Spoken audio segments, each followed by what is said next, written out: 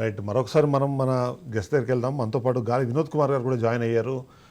ఓవరాల్గా అంటే తెలంగాణకు సంబంధించి మనం చూసినప్పుడు ఇంకా ఇక్కడ అంత స్థాయిలో ఎలక్షన్ సంబంధించి జరగట్లేదు అన్న విషయం అయితే అర్థమవుతుంది. ఓవరాల్గా చూస్తే మాత్రం ఇప్పటివరకు లోక్సభ ఎన్నికలకు సంబంధించి రేపు ఉదయం 11 గంటల వరకు జరిగిన ఓటింగ్ శాతం పైన చూస్తే మొత్తం 13.35% మాత్రమే ఓటింగ్ నమోదైనట్టుగా తెలుస్తుంది. అందులో ముఖ్యంగా ఆంధ్రప్రదేశ్ చూస్తే 14.5%, జమ్మూ అండ్ కాశ్మీర్లో 9%, జార్ఖండ్లో 15%, మధ్యప్రదేశ్లో 19%, మహారాష్ట్రలో 12%, ఒరిస్సాలో 13%, తెలంగాణలో 17%, ఉత్తరప్రదేశ్లో 16%, అలాగే వెస్ట్ బెంగాల్లో 16% నమోదైనట్టుగా మనకు అర్థమవుతుంది.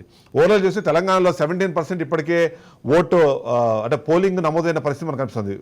వినోద్ కుమార్ గారు ఎలా చూస్తారంటే కంపారిటివ్లీ అంటే మిగిలిన రాష్ట్రాలతో పోలిస్తే ఒక్క మధ్యప్రదేశ్ తర్వాత రెండో స్థానంలో తెలంగాణ రాష్ట్రంలో అంతా 17% ఓటింగ్ నమోదైన పరిస్థితి మనం చూస్తున్నాం. సో ఎలా చూస్తారు దీన్ని? అంటే రాత్రి భారీ వర్షాలు కొట్టాయి కాబట్టి వర్షాలు బాగా విపరీతమైన వర్షాలు వచ్చాయి. సో ప్రజలు చాలా మంది ఇబ్బంది పడుతున్నారు. ఇప్పటికు తేరుకోలేని లోతట్టు ప్రాంతాలు అయితే ఇప్పుడు నేను వరంగల్లో ఉన్నాను. వరంగల్లో అయితే చాలా లోతట్టు ప్రాంతాలు మునిగిపోయాయి, విపరీతంగా మునిగిపోయాయి. ఇప్పుడు వాళ్ళు కనీసం ఓటు వేయడానికి వచ్చే పరిస్థితి కూడా లేదు. అట్లాంటి సిచ్యువేషన్స్ లో ఇప్పుడు వాళ్ళు మెల్లమెల్లగా ఇల్లు అంతా శుభ్రం చేసుకుని వచ్చేసేసరికి సాయంత్రం వరకు ఓటు % పెరిగే అవకాశం ఉంది. వాళ్ళు చదువుకొని వచ్చేసరికి జనాలు అంతా భారీ వర్షాల కారణంగా ఇప్పుడు ఈ ఓటు % తగ్గిందని నేను అనుకుంటున్నాను. లేదంటే ఇప్పటి వరకు ఎండ కంటే ముందే ఎండాకాలం కాబట్టి కొంచెం ఎండ కాకముందే వెళ్ళేసి ఓటు వేద్దామని అనుకునే వాళ్ళు చాలా మంది ఉండే అవకాశం ఉంది. కానీ నిన్నటి భారీ వర్షాల కారణంగా ఓటు % తగ్గినట్టుగా నేను అనుకుంటున్నాను. కానీ ఇంకా పెరుగుతుంది మధ్యాహ్నం తర్వాత, కొంచెం చల్లబడ్డ తర్వాత 3 గంటల చెల్లలా.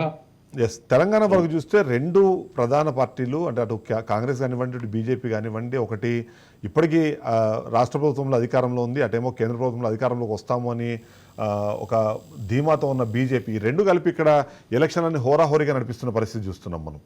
దీనికి కారణంగా అంటే బీఆర్ఎస్ అంత యాక్టివ్గా లేకపోవడం ఏమైనా ఈ ఓటింగ్ % పైన అంటే ఇంపాక్ట్ చూపించే అవకాశం ఉందంటారా? అలాగే ఏం లేదు, అలాగ ఉండదు. ఓటింగ్ % అనేది ఒక పార్టీ మీద ఆధారపడదు.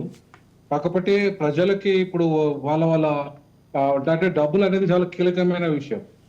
ఇప్పుడు డబ్బులు కూడా నేను చాలా మందిని ఇక్కడ అడిగాను, కొంతమందిని అడిగినప్పుడు వాళ్ళు మాకు కేవలము బీజేపీ వాళ్ళు పైసలు ఇవ్వలేదు, కాంగ్రెస్ వాళ్ళు 300 ఇచ్చారు, బీఆర్ఎస్ వాళ్ళు 100 రూపాయలు ఇచ్చారు అని చెప్పేసి ఇట్లా మాట్లాడుకుంటున్నారు జనాలు.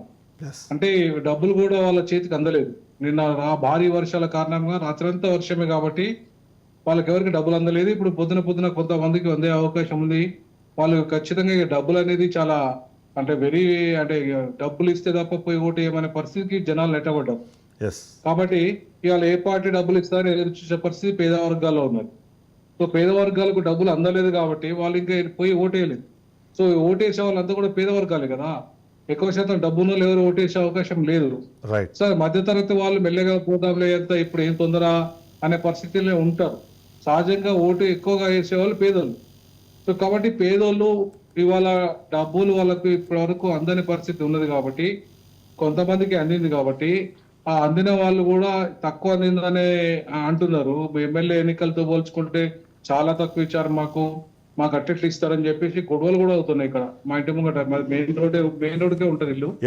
అన్ని రాష్ట్రాల్లోనూ అదే పరిస్థితి ఉంది. మీరు అన్నట్టుగా అన్ని రాష్ట్రాల్లోనూ దాన్ని ఒక రైట్ లాగా ఫీల్ అయ్యే పరిస్థితిలోకి ఓటర్స్ వచ్చేసారు.